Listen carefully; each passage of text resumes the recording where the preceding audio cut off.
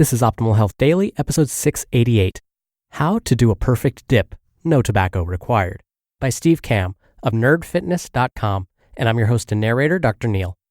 Happy Wednesday, and welcome back to Optimal Health Daily, where I read some of the best health and fitness blogs to you, usually with a little bit of my commentary at the end. It's the middle of the week, so you know what that means. It's time for a little inspiration. Quote, "Enjoy the little things, for one day you may look back and realize they were the big things." Robert Brault. Oh, hey, and really quickly, before we get started, don't forget that if you're part of our weekly newsletter, which you can join at oldpodcast.com, you'll be in raffles to win books from us. It's free, you'll get some life tips, some quotes, and lots more from us, and it's a great way to show your support. Again, that's at oldpodcast.com.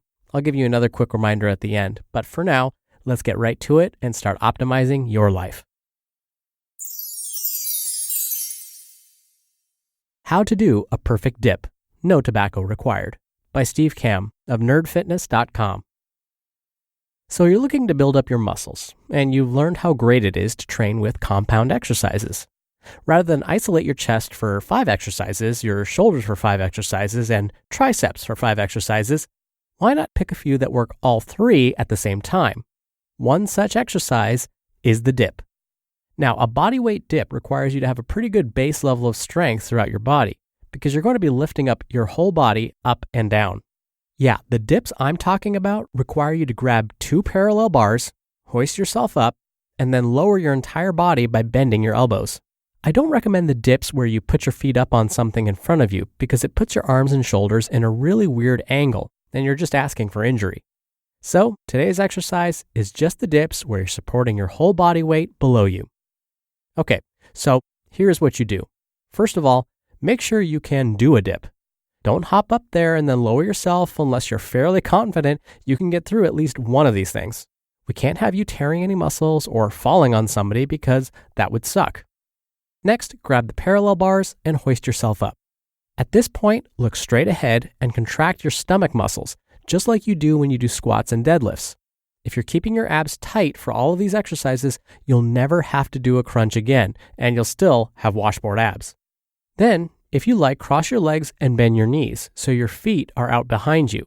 This helps with stability, but keep your head up and look straight ahead. Then, keeping your elbows at your side, lower yourself until your triceps are parallel to the floor. A lot of websites will recommend you go past parallel, but I think this puts too much strain on your shoulders and it puts them at a weird angle and can cause injury and discomfort. I only go down to parallel and haven't had any issues, so I'd recommend the same.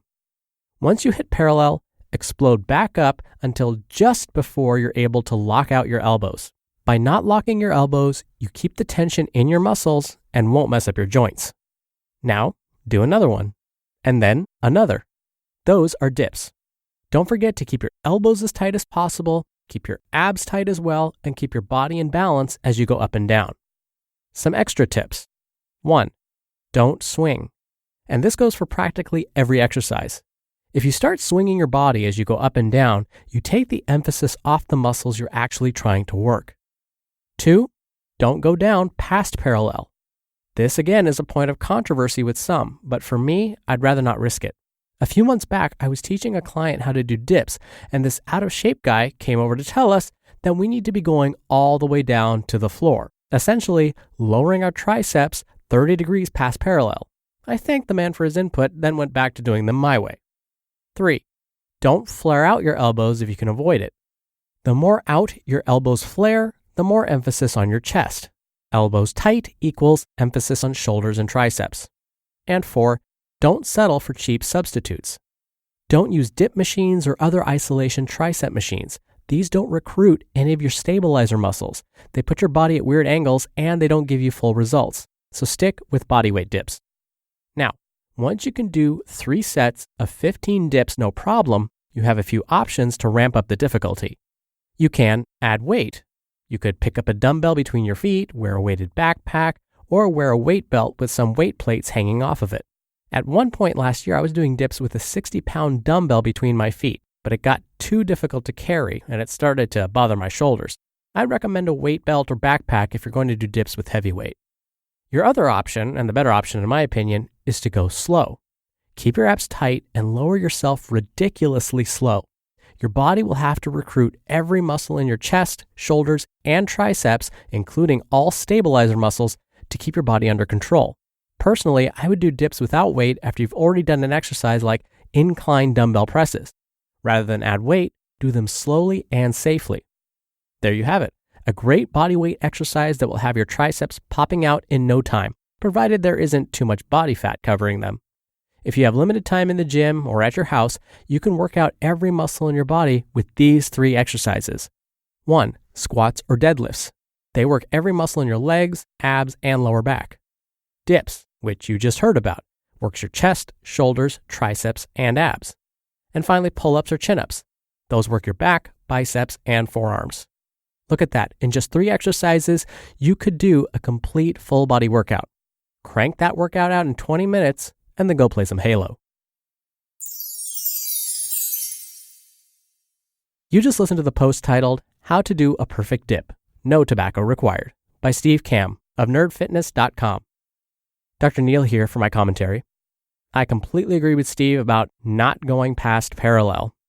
All right, so you know how I've sort of mentioned and or complained about the fact that some folks in my family think my shoulders are too small, and partly that's because my triceps are too big.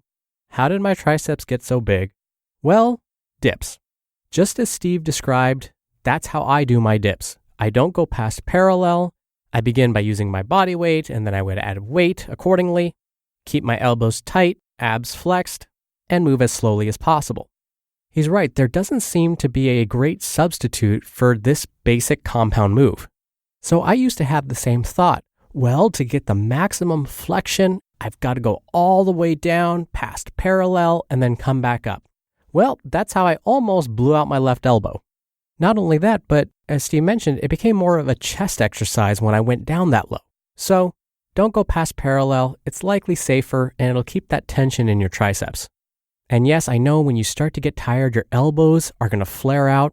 You want to keep those elbows as close to your body as possible. Keep them tucked. If you start to get gassed, that's okay. Take a break because we don't want you to injure yourself. So again, all great tips from Steve Kamb. Now, before I go, and like I mentioned at the top of the show, we do book giveaways pretty frequently using our weekly newsletter. So if you want to be a part of that weekly newsletter and have a chance of winning that book giveaway and get some free tools to help you optimize your life, come by oldpodcast.com and join for free. All right, that does it for me. Have a great rest of your day. I'll see you back here for tomorrow's show where your optimal life awaits. Hello, Life Optimizer. This is Justin Malik, creator and producer of this show and Optimal Living Daily, the brother podcast of this one. Literally, I'm Dr. Neal's brother. If you like the format of this show, you'll love Optimal Living Daily too, where I also read to you from blogs, but cover other topics like personal development, finance, and minimalism from bloggers like Derek Sivers, The Minimalists, Zen Habits, and many more. So for more amazing content read to you for free, come subscribe to Optimal Living Daily too, and together we'll optimize your life. You've been listening to Optimal Health Daily. Be sure to hit the subscribe button to stay up to date on each new episode, and head to oldpodcast.com. That's oldpodcast.com for a free gift, as well as more actionable tips and resources to help you maximize your potential. Thanks for joining us, and remember, your optimal life awaits.